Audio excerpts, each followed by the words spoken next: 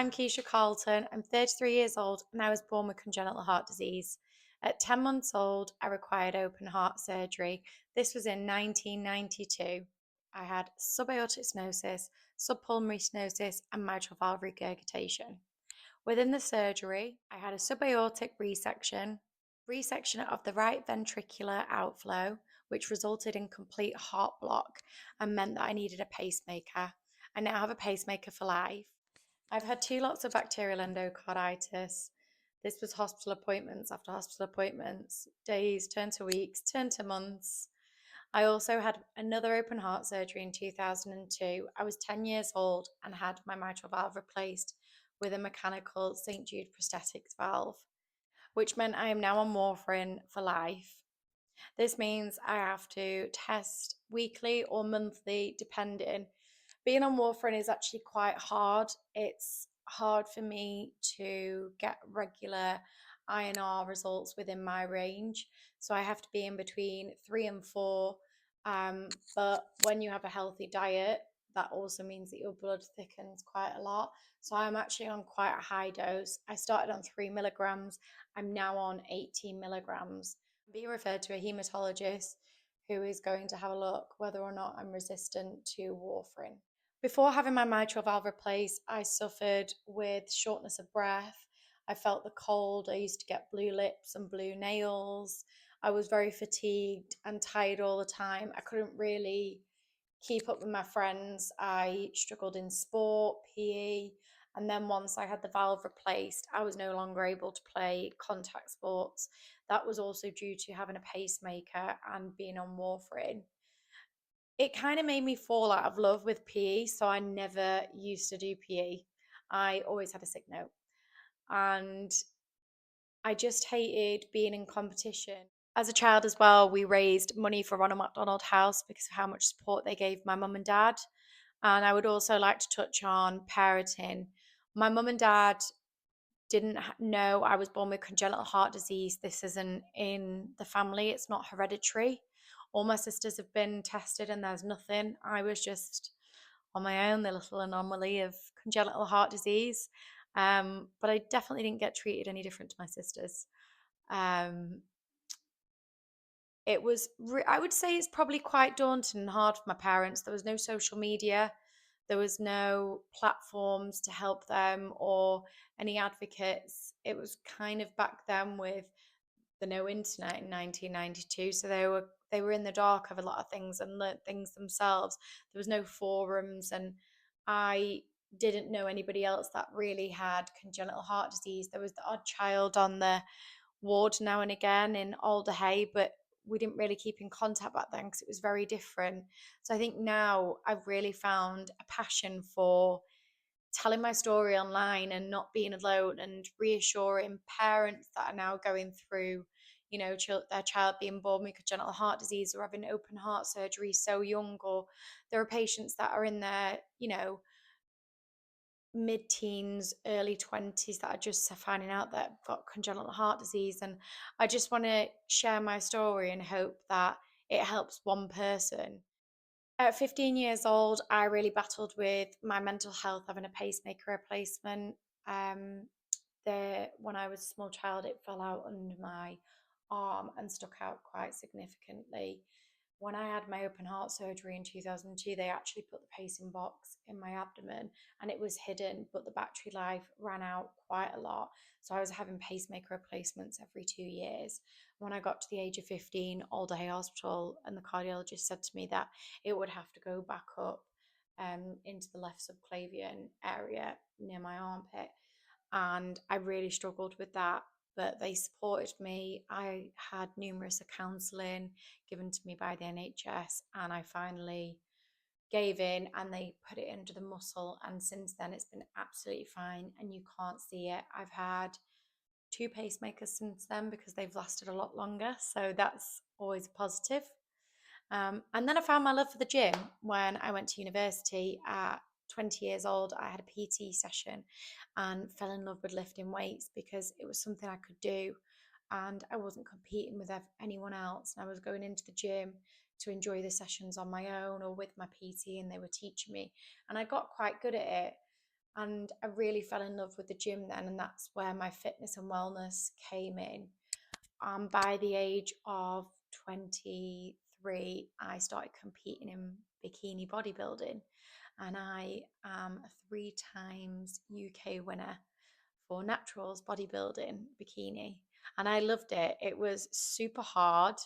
Um, I would say my cardiologists weren't very happy putting myself through that, but you know your body and you know what you're capable of. And bodybuilding is hard, but yeah, I loved it and I had the best time. I also studied biomedical science at university because I wanted to relate something to what I've been through. I suppose going through everything all those years, I used to love going and sitting behind the nurse's desk and asking them loads of questions. And I love new technology with looking at pacemakers. And I remember printing out like this tiny pacemaker that came out and taking it to the cardiologist, being like, "Can I have this one?" So I went and studied biomedical science and fell into medical sales, which I love. So I went into open heart surgery, selling sutures, and now I do interventional neuroradiology, selling stents. I cover a range of products for uh, subarachnoid hemorrhages or strokes. And I love that. And that was definitely something I found my passion in for what I've been through and helping patients. I love it. I love going to sit with the consultants and the physicians, radiographers and nurses and talking about the patients and then following up with how they've done. I suppose it's something you can really relate to being in hospital so many times and having so many procedures. I'm quite empathetic in that way as well. My medical sales job also took me to Australia. So I relocated to Australia for over a year and I covered the whole of Australia and Southeast Asia. And I've been to multiple countries with my job. I've been to Thailand, Tasmania, America, Germany, Singapore. I've traveled 32 countries with work, and I'm also a lover of traveling. If you ask me my hobby, it's definitely traveling. I have been to so many different countries. I love it. And sometimes it is quite hard. You know, you have to go and get travel insurance and it's a bit more expensive, but I have the love for traveling. Anywhere I can go, if there's a flight, I'm there 100%. I also backpacked around Thailand and Cambodia for 7 weeks in between university, and that was an amazing experience. I loved that. One of the problems I've really suffered with having congenital heart disease as a female is being notified about pregnancy and the complications with having a mechanical valve. It wasn't till 2019 I asked a question at Liverpool Heart and Chest what how I would I knew there would be complications being on warfarin because there's a lot of complications and it interferes with a lot. I didn't realize my mechanical valve would cause quite a lot of problems. So I've been referred to private centres, the Hewitt Fertility Clinic, um, regarding kind of going down the surrogacy route or what the options are of me um, having a child myself. And there isn't really any answers. There's not a lot of data on it. Of course, you can't because there's not many patients with congenital heart disease or mechanical valves, and it's so hard to do studies on women. Um, but the statistics are quite scary, and the outcomes aren't very good. Um, this is a story that I wanted to share, and I spoke to my parents. I spoke to my partner whether or not I could share this story because it's something that we dealt in private last year.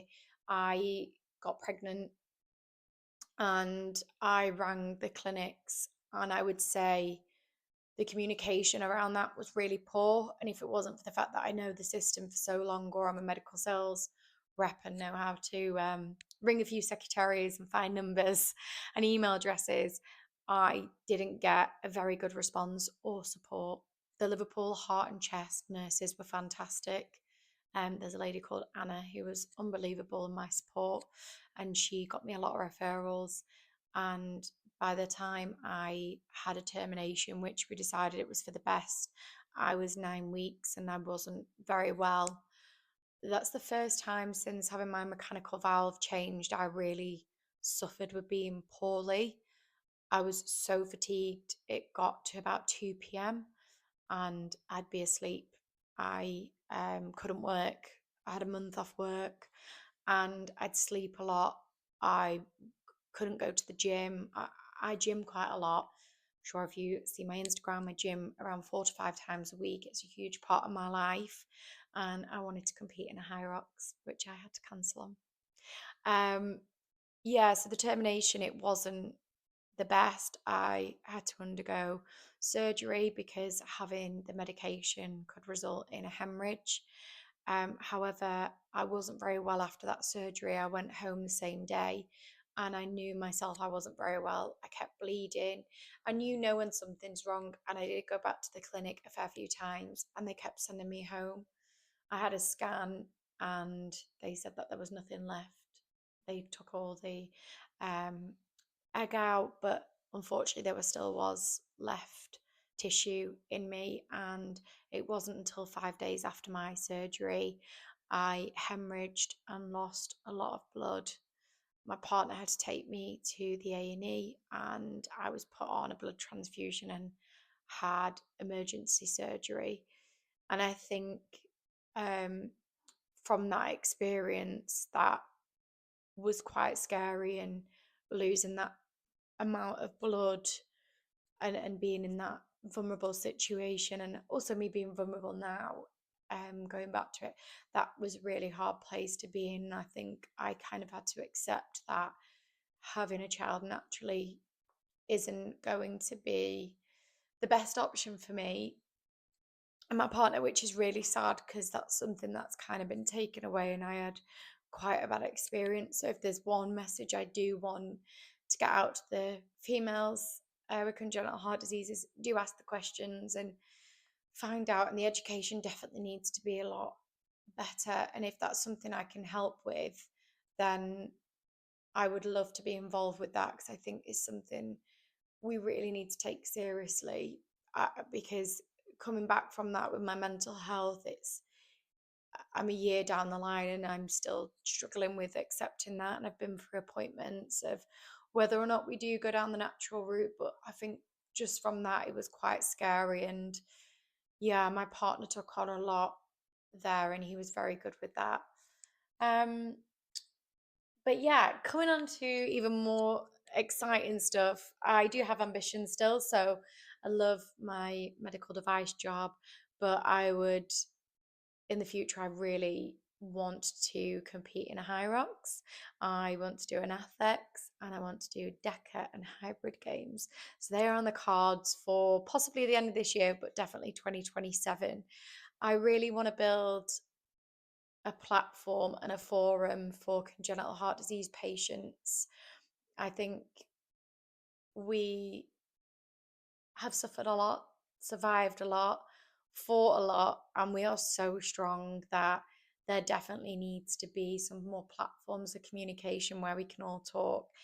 And I would love to do that. That is one of my ambitions, is to create an online platform.